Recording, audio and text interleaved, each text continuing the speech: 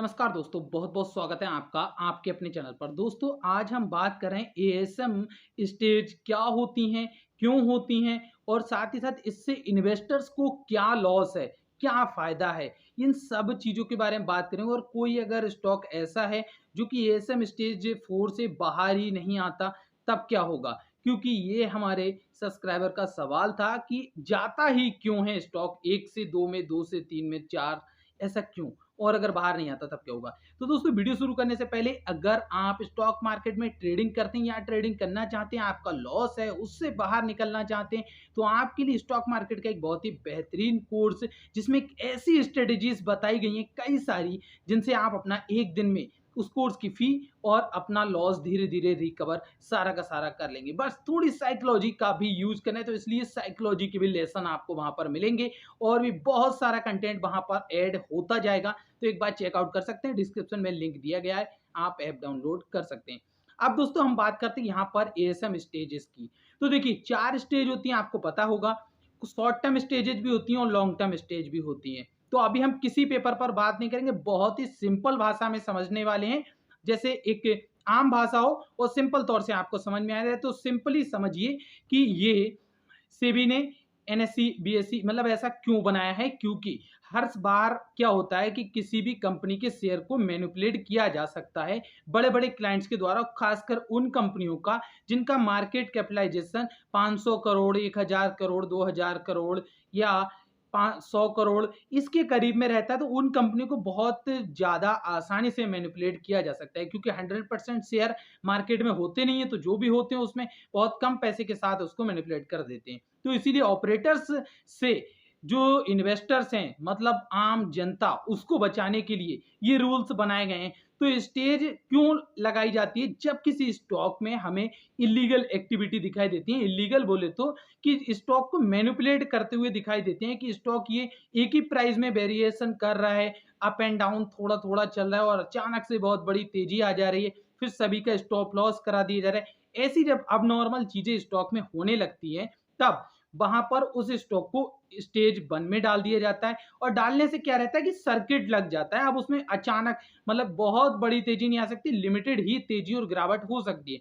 ऐसी अगर वो उस 15 दिनों के सेशन में वहां पर सही नहीं पाया जाता है, तब उसकी स्टेज को सेकंड स्टेज में पहुंचा दिया जाता है। और जब सेकंड स्टेज का दोबारा से ट्रायल होता है, अगर वो उस क्राइटेरिया से बाहर निकलना चाहता है, तो अगर उन चीजों में रुकावट देखी जाती है, तो उसको वापस पीछे कर दिया जाता है, मतलब स्टेज 1 में भेजा जाएगा। लेकिन अगर वही चीजें चलती जाएंगी, तो इसको स्टेज 3 में भेजा जाएगा और स्टेज 3 में वापस से फिर सब चीजें चेक होंगी। उसके बाद अगर अच्छा नहीं करेगा काम, फिर से ये इलीगल एक्टिविटी होंगी, तो इसको स्टेज 4 में भेजा जाएगा। और स्टेज 4 में जाने का मतलब है, अब उस स्टॉक का जो सर्किट है वो 5% का हो जाएगा। मतलब कि चाहे तेजी हो या गिरावट, वो 5% से ज्यादा नहीं हो सकती है एक ही दिन में। तो आपको इसीलिए पता होगा, जो स्टॉक स्टेज 4 में रहते हैं, अगर आपके पोर्टफोलियो में वो स्टॉक हैं, तो उनमें 5% से ऊपर की तेजी और गिरावट नहीं देखने को मिलती है। और क्यों नहीं मिलती है? क्योंकि स्टेज 4 में और इसका ये क्राइटेरिया। और अगर आप उस स्टॉक को सेल करते हैं, तो उसमें आपको T+3 डेज का वेट भी करना पड़ता है फुल अमाउंट आपके अकाउंट में आने में। क्यों? क्योंकि जिससे कि ऑपरेटर्स एक ही दिन में माल बेचें और अगले दिन माल ना खरीद लें, इस वजह से भी। तो इन सब चीजों की वजह से ये स्टेजेस बनाई गई हैं।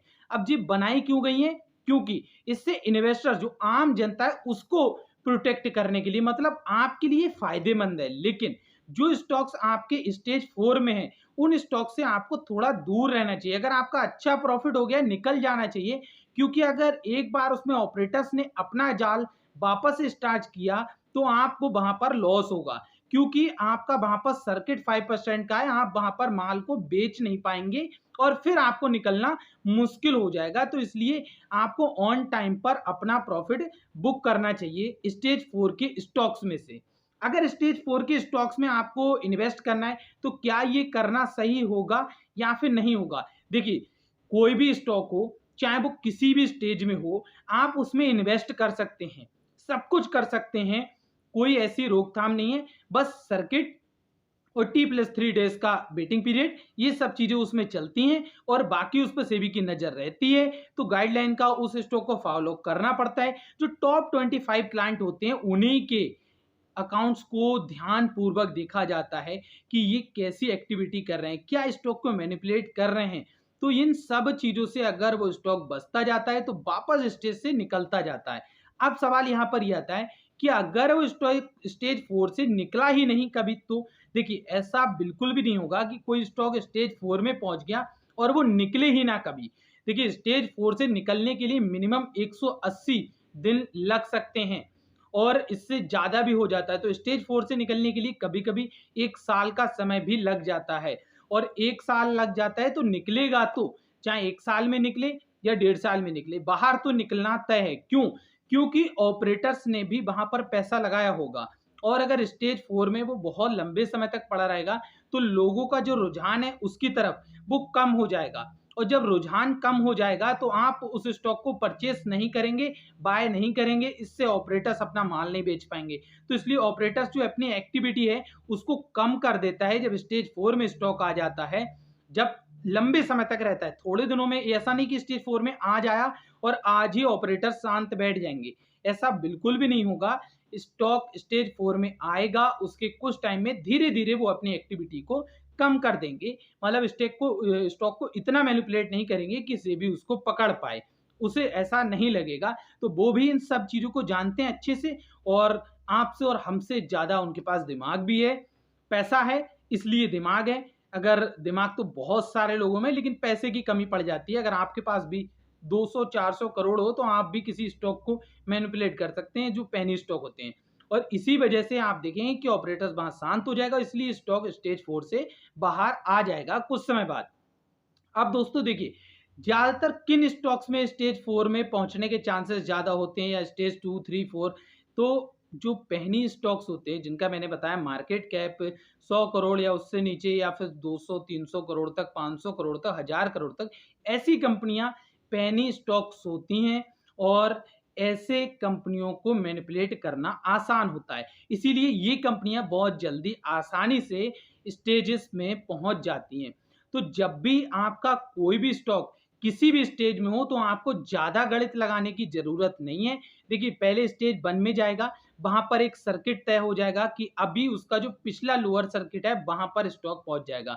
मान लीजिए अगर कोई स्टॉक 20% की लिमिट पर चल रहा है तो अब उसका सर्किट 15 हो जाएगा। स्टेज 2 में जाएगा तो अब उसका सर्किट 10 हो जाएगा। अब स्टेज 3 में जाएगा तो उसका सर्किट 5 हो जाएगा। तो ऐसे ही अगर कोई स्टॉक स्टेज 4 में जाता है तो लास्ट जो है 5% का उसका सर्किट फिक्स है कि स्टेज 4 में आने के बाद तो होना ही तय है, इससे ऊपर का सर्किट जाएगा ही नहीं। तो इसीलिए आपको अपने पोर्टफोलियो पर नजर रखना है कि अगर कोई स्टॉक ऐसे हैं जो स्टेज 4 में हैं, बहुत लंबे समय तक हैं और आपका अच्छा खासा प्रॉफिट है, तो लेकर के निकलिए दोस्तों, क्योंकि ये पेनी स्टॉक्स होंगे। लेकिन अगर कोई अच्छी कंपनी भी है और वो अगर एएसएम की स्टेज में पहुंच जाती है, 1-2 किसी में भी, तो डरने की ज्यादा जरूरत नहीं। मैंने बताया ना कि बहुत सारी ऐसी चीजें होती हैं, कभी कभी लगता है सेबी को कि यहाँ पर मैनिपुलेट किया गया, लेकिन नहीं होता है, क्योंकि जांच पड़ताल होती है ना, स्टेज में डाल के जांच पड़ताल की जाती है। तो जब जांच पड़ताल में सही पाया जाता है उसको बाहर निकाल दिया जाता है। तो अच्छी कंपनी है, डरने की जरूरत नहीं है। बट अगर पेनी स्टॉक है, जानते भी नहीं सही से मैनेजमेंट कैसा है, इसका बिजनेस कैसा है, नहीं जानते अच्छे से, तो जरूर अपना प्रॉफिट लेकर के बाहर निकलिए। अब शायद आपको बहुत अच्छे से समझ में आ गया होगा कि कोई स्टॉक स्टेजेस में जाता ही क्यों है, क्योंकि उसको मैनिपुलेट किया जाता है और इन्वेस्टर्स को बचाना है, जो छोटे इन्वेस्टर्स हैं, इसलिए उसको स्टेजेस में डाला जाता है, जिससे सर्किट लगे और इन्वेस्टर्स का पैसा अचानक से गायब ना हो जाए पूरी तरह से। और स्टेजेस से बाहर निकलने का रीजन कि जब वो इन चीजों को, एक्टिविटीज को बंद कर देगा, स्टेज धीरे धीरे बाहर निकलना शुरू हो जाएगा। अब अगर किसी स्टॉक के बारे में आपके मन में याद है कि स्टेज 4 से निकले ही ना कभी, तो ऐसा पॉसिबल नहीं है कि कभी ना निकले, निकलेगा, टाइम लगेगा, लंबा समय। तो अब दोस्तों वीडियो अगर अच्छा लगा हो, समझ में आ गया हो, तो आप लाइक कर दीजिए, नहीं आया तो एक बार दोबारा से रिपीट कर लीजिए, सब कुछ बेहतर तरीके से आपको समझ में आ जाएगा। और ट्रेडिंग करते हैं तो फिर एक बार ऐप भी चेकआउट कर लीजिएगा दोस्तों।